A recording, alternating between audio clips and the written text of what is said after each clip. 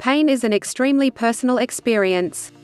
While this review will try to explain some of the simple mechanisms of pain and the current treatments for pain in rheumatoid arthritis (RA) patients, such an overview represents a view based on an understanding of the evidence-based literature on current RA therapies and an individual rheumatologist's experience. It cannot fully explain every individual patient's pain problems. All pain that is present for a reasonable length of time, no matter what the underlying cause, can be associated with poor sleep patterns and depressed mood. The stress associated with RA-related job loss or relationship problems all impact on how we cope with pain. Pain involves not only the nerves at the site of pain but the nerve pathways leading to the brain and special pain pathways within the brain itself. Very simply, pain is a complex phenomenon. Why do people with rheumatoid arthritis get pain? If you are reading this article, then you probably already know a little about RA and that it is a chronic inflammatory disease. The disease process seems to start in the joint lining tissue called the synovium, and this tissue becomes very inflamed. This is termed synovitis. It is widely assumed that synovitis, together with all the inflammatory chemicals and inflammation of local nerve fibers, is the cause of pain in RA. It is most important though to realize that people with RA will often have pain for a number of other reasons. It is therefore helpful for an individual to learn something about what is causing their individual pain. Early on in the disease process, much of the pain probably arises from RA synovitis. The simplest evidence suggesting that treatment of inflammation relieves pain is seen in the experience of many patients who have had a corticosteroid injection into an inflamed joint, with subsequent quick onset relief of pain. However, some other important factors cause pain in a lot of RA patients. After having RA for even a few months, patients will have a lot of muscle wasting, in the forearms, e.g. trouble opening jars if they have arthritis in their hand joints, or in the thighs, e.g. trouble getting out of chairs if they have a lot of knee problems. These weak muscles mean excess strain is taken through not only the affected painful joint but also through adjacent joints because of abnormal use of the whole arm or leg. With even the best of modern therapies, prolonged inflammation in individual joints may lead to some joint damage and a process of osteoarthritis called secondary osteoarthritis because it happens as a result of the RA. Osteoarthritis refers to the process of permanent cartilage and adjacent bone damage, usually associated with aging and injured joints. The mechanisms of pain in osteoarthritis are probably different from those of RA pain.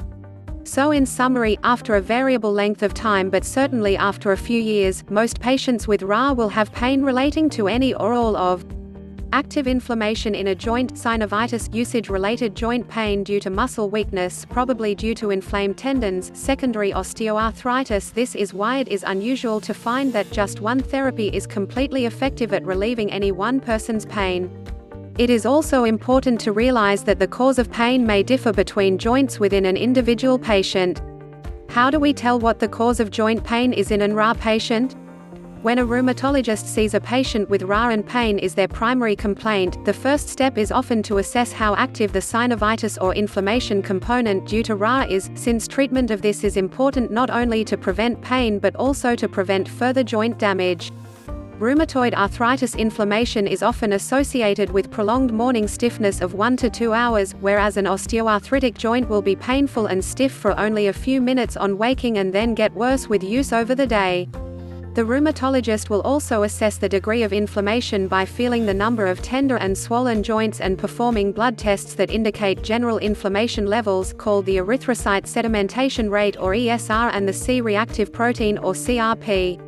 It is often difficult in patients with long-standing disease to determine whether persistent RA inflammation or osteoarthritis is the problem in any one joint, and this may be especially difficult in large joints such as the knee. As stated above, often more than one problem is present.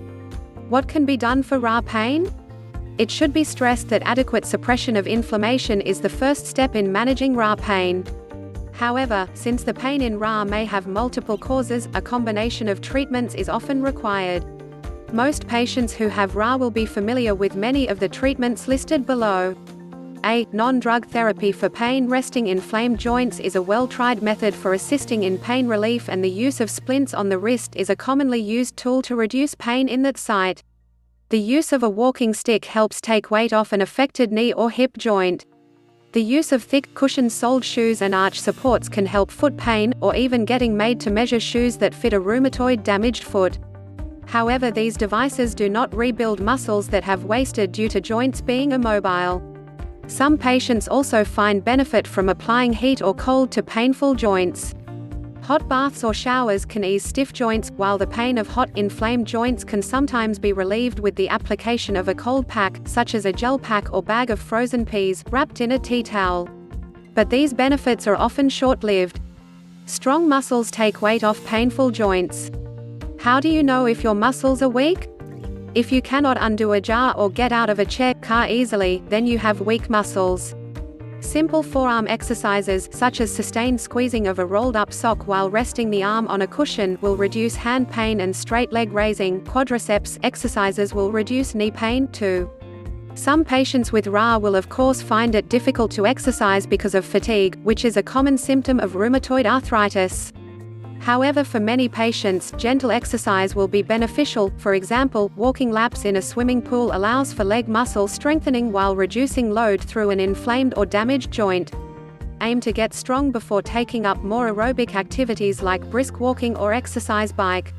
If joint damage is severe, then sometimes the only therapy that will help relieve pain significantly is to surgically replace the joint. Joint replacement is successful treatment for severe arthritis involving the knee and hip, but can also sometimes be used in the shoulder, elbow and small joints of the hand. Depending on the source of the pain, other members of the multidisciplinary team at your hospital may be able to help. For example, occupational therapists can provide splints, podiatrist can help you with foot and footwear problems, and physiotherapists can help you with muscle strengthening. You may also be able to get access to a pain clinic, but availability of all of these services will vary between hospitals. For more information on the multidisciplinary team, please click here. B. Drug therapy for RA pain. The usual drugs used for treating the inflammation of RA are non-steroidal anti-inflammatory drugs (NSAIDs), such as ibuprofen, diclofenac, and naproxen. Disease-modifying anti-rheumatic drugs (DMARDs), including methotrexate, hydroxychloroquine, or sulfasalazine. The biologics, including anti-TNF or anti-interleukin-6 therapies, rituximab and abatacept, and JAK inhibitors, tafasitamab and baricitinib. Corticosteroids, which may be used orally as prednisolone or via joint injections or injections into the buttock muscle. Most studies of RA focus on anti-inflammation therapies, and in large studies it is not always practical to work out how much of an individual's pain is due to tendon and osteoarthritis pain. It is uncommon to find one drug that relieves all arthritis pain for any one person. The medications commonly used to treat musculoskeletal pain, including that associated with RA, are paracetamol. This is commonly used for joint pains, although it seems to have only mild joint pain relieving effects. It is generally safe in doses up to 2 grams daily. Very high doses or high regular use together with heavy alcohol intake can lead to liver damage. NSAIDs. These agents may be used orally or as topical preparations, i.e. creams or gels, and act not only as anti-inflammatory agents but also as analgesics, painkillers. They typically have a quick onset of action, need to be taken at least once a day, and their analgesic effect lasts for a number of hours, depending on the particular drug used. The major side effects of NSAIDs include dyspepsia, upper abdominal burning or bloating sensation, often described as indigestion, and very uncommonly stomach ulcers and bleeding. One type of NSAID, called COX-2 selective drugs, sometimes referred to as COXIBs, may have fewer serious stomach side effects. As well, your doctor can prescribe another drug with the NSAID called a proton pump inhibitor or PPI that may reduce stomach problems. All NSAIDs and COX-2 drugs may cause aggravation of blood pressure and ankle swelling by causing fluid retention, and importantly they may increase risk of angina and stroke, so they should not be used in people with or at high risk of heart problems or stroke. Corticosteroids. Corticosteroids, also known as steroids, are potent anti-inflammatory and pain-killing agents. However, their long-term use is associated with greater risk of osteoporosis, diabetes, hypertension and infection.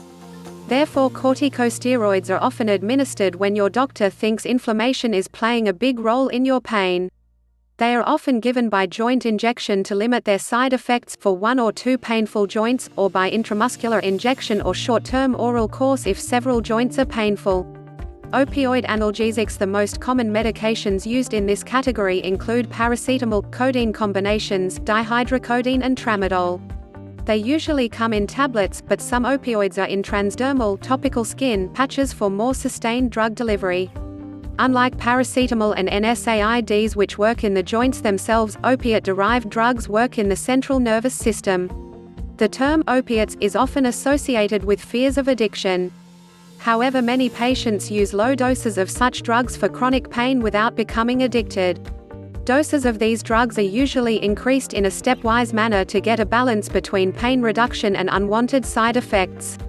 The common side effects of this class of drugs are constipation, nausea, drowsiness and falls. High-fiber diet and laxatives may be useful if the drugs are helping pain but causing constipation. Drowsiness may be helpful if the drugs are used at night in people with sleep disturbance due to pain, but care must be taken during daytime activities such as driving. If you are on stronger analgesics, you should check with your doctor to see if the drug is licensed for people who want to drive. Other medication options. Combinations of the above drugs may be useful in some patients since the drugs work in different ways, for example, combining an NSAID and an opioid analgesic. Surprisingly, there are few trials of combination drug therapies. Certain antidepressants may help pain, though the benefits seem small and they may work through beneficial effects on sleep and mood. When is the best time of day to take my painkillers? It is worth thinking about what type of analgesic you are using and how long it works for. Paracetamol and many of the other analgesics listed above will have effects lasting a few hours and therefore require multiple daily dosing if you have all-day pain. If your worst symptoms are first thing in the morning, it may be worth trying drugs that last many hours, slow-release or modified-release preparations, and taking them before you go to bed, but please note that if they are NSAIDs, they must not be taken on an empty stomach. This can be discussed with your doctor. Summary: pain is complex and the causes of pain in RA may be due to inflammation and/or related mechanical factors, especially those associated with getting weak. Hopefully this article has provided some information on the cause of RA joint pain and an understanding that inflammation control, analgesics and non-drug therapies, especially muscle strengthening, are all important in helping reduce the burden of pain. Click the link in the description to get a limited discount of Cure Arthritis Naturally program.